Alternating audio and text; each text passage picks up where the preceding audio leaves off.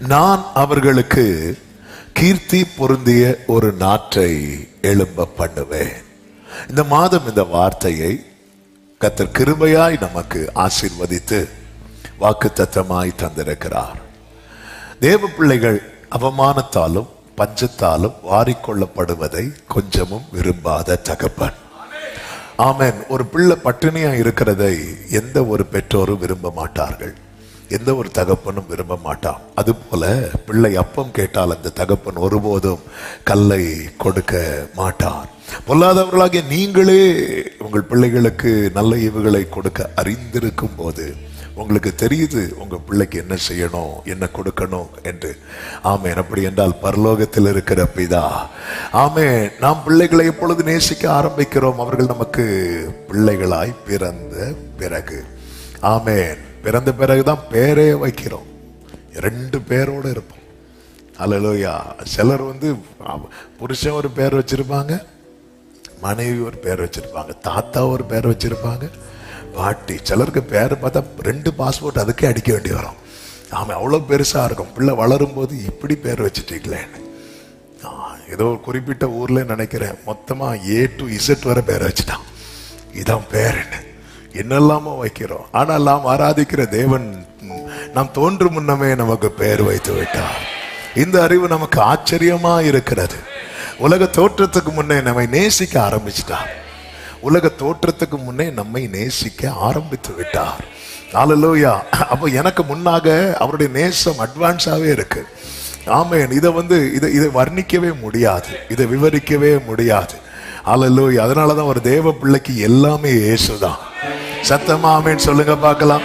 எல்லாம் இயேசுவே எனக்கெல்லாம், தொல்லை மிகும் இவ்வுலகில். இந்த தீர்க்க தரிசன வார்த்தை யாரை குறித்து சொல்லப்பட்டிருக்கிறது என்று பார்த்தால், ஆண்டவரும் இரட்சகரும் ஆகிய இயேசுவை குறித்து சொல்லப்பட்ட தீர்க்க தரிசன வார்த்தை. நான் அவர்களுக்கு கீர்த்தியுள்ள ஒரு நாட்டை எழும்ப பண்ணுவேன் என்று எசேக்கியேலை கொண்டு கர்த்தர் உரைத்தது யாரை குறித்தென்றால், நம் ஆண்டவராகிய இயேசுவை குறித்து. இங்கே நாற்று, பிளான்ட், இன்னொரு மொழிபெயர்ப்பில் தோட்டம் என்றும் சொல்லப்பட்டிருக்கிறது. கீர்த்தியுள்ள நாட்டை எழும்ப பண்ணுவேன். ஆண்டவராக இயேசு கிறிஸ்து இந்த பூமியில சஞ்சரித்த நாட்களில் அவருடைய கீர்த்தி எல்லா இடத்திலும் பரவிட்டு, அவர் இருந்த இடத்துல அற்புதங்கள் அதிசயங்கள் நடந்து கொண்டே இருந்தது. பசியில ஒருத்தரும் வாடி போக அவர் விடவே இல்லை. எல்லாரும் சாப்பிட்டு திருப்தி அடைந்து மீதம் எடுத்தார்கள். அவருடைய பிரசன்ஸ்ல, அவருடைய ஆளுகை இருக்கிற இடத்துல. சமாரியா ஸ்திரீயினுடைய அவமானம் எல்லாம் அகற்றப்படுகிறது. பாவத்தில் பிடிக்கப்பட்ட அவருக்கு முன்பாய் கொண்டு வந்து நிறுத்தப்பட்டவருடைய அவமானம் எல்லாம் அகற்றப்படுகிறது. பாவி என்று தேசத்தாரால் அழைக்கப்பட்ட சகைவுடைய அவமானம் எல்லாம் அகற்றப்படுகிறது. இயேசு எந்த இடத்துல முக்கிய ரோல் எடுக்கிறாரோ, அல்லது இயேசு எந்த இடத்துல எழுந்தருளுகிறாரோ, அங்க ஒருத்தரும் பசியினாலேயோ அவமானத்தினாலேயோ வாரிக்கொள்ளப்பட்டது இல்லை. அப்ப என் வாழ்க்கையில இயேசு எழுந்தருளும் போது என் வாழ்க்கை எப்படி இருக்கும்னா, செழிப்பா இருக்கும், வளமா இருக்கும், ஆசீர்வாதமா இருக்கும். இங்கே எசேக்கியேலை கொண்டு ஒரு நாற்றை எழும்ப பண்ணுவேன் என்று சொல்லுகிறார். ஏசாயாவை கொண்டு எப்படி சொல்லுகிறார் அப்படின்னா, ஏசாயா 11:1 ஈசா என்னும் அடிமரத்திலிருந்து ஒரு துளிர் தோன்றி அவன் வேர்களில் இருந்து ஒரு கிளை எழும்பி செழிக்கும். தோன்றும், எழும்பும், செழிக்கும். எல்லாரும் சொல்லுங்க பார்க்கலாம். ஆண்டவராகிய இயேசு கிறிஸ்து இந்த பூமியிலே அவர் பிறக்கும் போது தூதர்கள் சொன்ன அடையாளமே என்ன அப்படின்னா, பிள்ளையை துணிகளிலே சுற்றி முன்னணையிலே கிடத்தி இருக்க காண்பீர்கள். ஒரு துளிர் அவ்வளவுதான், ஒரு சின்ன குழந்தை. ஹல்லேலூயா. ஆமென். சர்வத்தையும் தம்முடைய வார்த்தையினால் தாங்குகிறவர் அவர். அவரை ஒரு அம்மா கையில் அப்படியே தூக்கி ஒரு துளிர் தோன்றி, க்ளோரி. இந்த துளிரையே சத்துருவுக்கு அழிக்க முடியல. துளிர உயிரை அழிக்க முடியல. ஒரு ஆமேன்னு சொல்லுங்க பார்க்கலாம். அவர் தோண்டிட்டார்னா அவர் வளருவார். அதனாலதான் பவுல் சொல்றாரு, கிறிஸ்து உங்களில் உருவாகும் அளவு உருவாயிட்டார்னா போதும், அழிக்க முடியாது, அழிக்க முடியாது. அவர் நீண்ட ஆயுளுடையவர், அவருடைய ராஜ்யத்துக்கு முடிவே இராது. ஆமென் சொல்லுங்க பார்க்கலாம். அதனாலதான் எசாயா 53:2 சொல்லப்பட்டிருக்கிறது, இளங்கிளையை போலவும் வறண்ட நிலத்திலிருந்து துளிர்கிற வேரை போலவும் அவனுக்கு முன்பாக எழும்புகிறார். அதுக்கு கீழே அவர் அவ்வளவு அந்த கேடு அடைந்ததை குறித்து அதற்கு கீழே சொல்லப்பட்டிருக்கிறது. அப்படி இருந்தும் அவர் எழும்புகிறார். யாருக்கும் ஒடுக்க முடியவில்லை. அவரால் தெரிந்து கொள்ளப்பட்ட இஸ்ரவேலையே யாருக்கும் ஒடுக்க முடியவில்லை என்றால் அவர்கள் ஆராதிக்கிற தேவனை யாருக்கு ஒடுக்க முடியும்? கிளை, நாற்று, இது எல்லாம் எதை காண்பிக்கப்படுகிறது? இன்னொரு வார்த்தை சொல்லப்பட்டிருக்கிறது, கொடியாய் நிற்கும். அவர் கொடியாய் நிற்கிறார். கொடி, கிளை, நாற்று இதெல்லாம் எதை குறிக்கிறது என்றால் படரக்கூடியது. தேவ ராஜ்யம் என்பது படரக்கூடியது. அதை யாருக்கும் ஒடுக்க முடியாது. நேபுகாத்நேச்சர் ஒரு சொப்பனம் காண்கிறான். அந்த சொப்பனத்தில் ஒரு பெரிய சிலையை பார்க்கிறான்.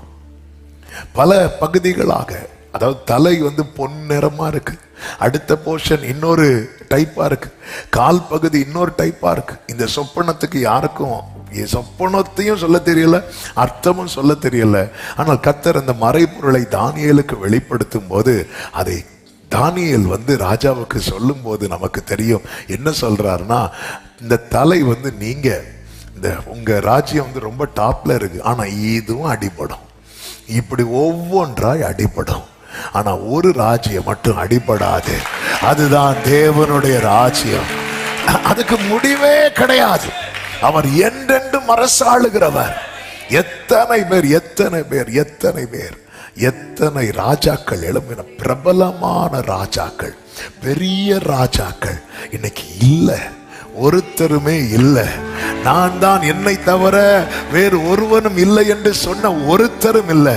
ஆனால் ஒரு துளிரா எழும்பினவர் இன்றும் இன்றும் இன்றும் இன்றும் அவர் ராஜாதி ராஜாவாய், கர்த்தாதி கர்த்தராய், தேவாதி தேவனாய். ஆமென் சொல்லுங்க பார்க்கலாம்.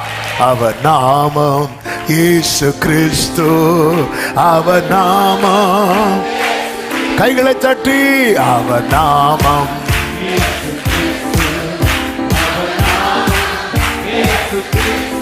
வானத்திலும் வானத்திலும் இந்த பூமியிலும் glory ஷரபகதனரா, வல்லமையான ஒரு நாமம் உண்டு, மனுஷருக்குள்ளே வல்லமையான வேறொரு நாமம் இல்லை. சொல்லுவோம், வேறொரு நாமம் இல்லை. அவர் நாமத்தை சொல்லுங்க. அவர் நாமம்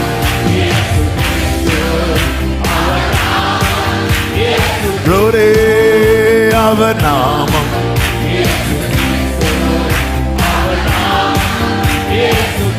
ஆமென்.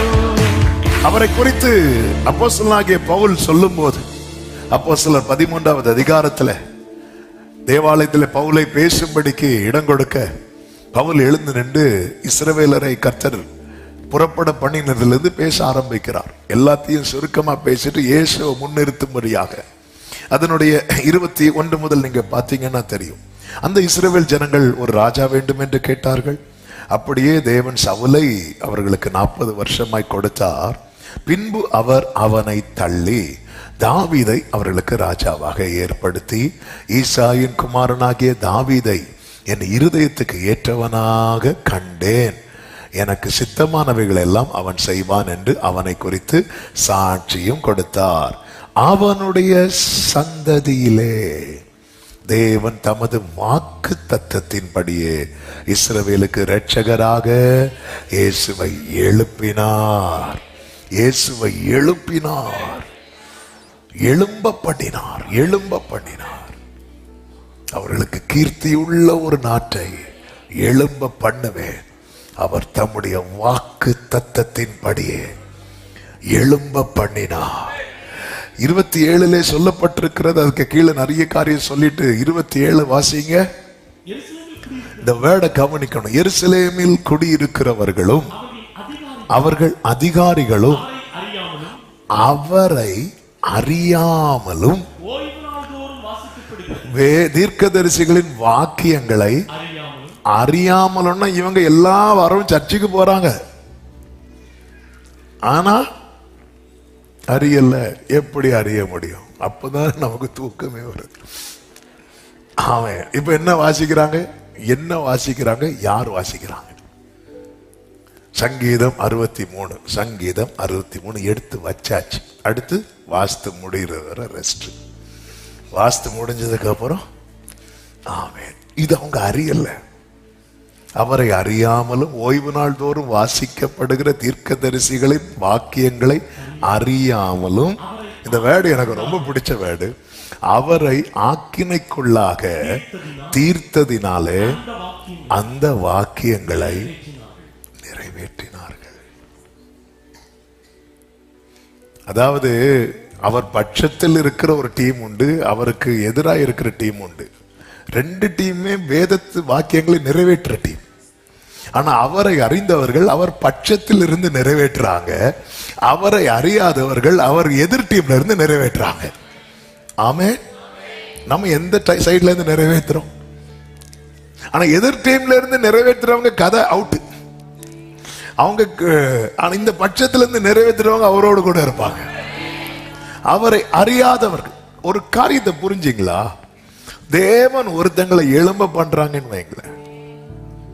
ஆமென். கடந்த நாட்கள் இந்த வேத பகுதியை மீண்டும் மீண்டும் ஆண்டவர் வாசிக்க வைத்து பலப்படுத்தினார்.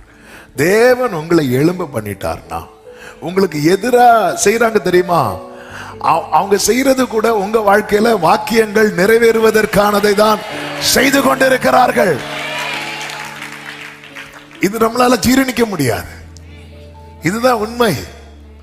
ஆமென். அதனாலதான் ஆண்டவர் சொன்னார், நீங்க அவர்களுக்கு பயப்படாதீங்க, நான் நினைத்திருக்கிறபடியே நடக்கும், நான் நிர்ணயித்தபடியே. எத்தனை பேர் சொல்ல முடியும், என்னை அழைத்தது கர்த்தரானால் என் வாழ்க்கையில எனக்கு எதிராக இன்னைக்கு போடுற திட்டங்கள் கூட தீர்க்கதரிசியினால் உரைக்கப்பட்டது வேத வாக்கியங்கள் நிறைவேறுவதற்காகவே.